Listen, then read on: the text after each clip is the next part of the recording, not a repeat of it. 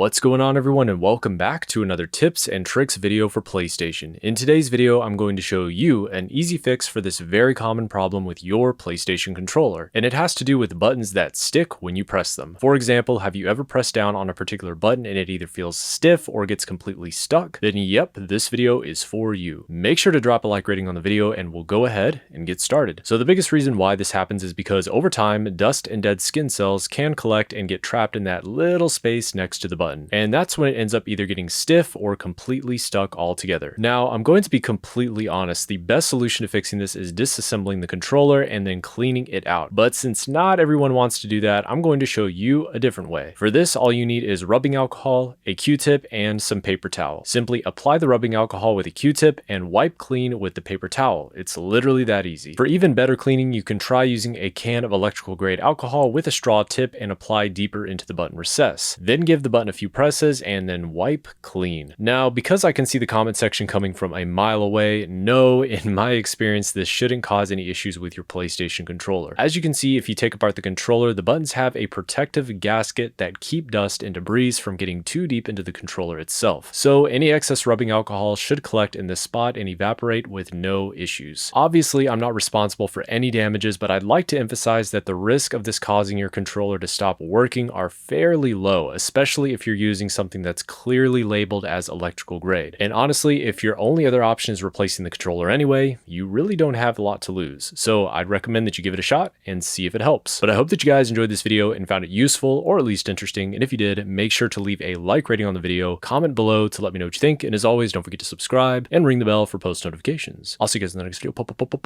Peace.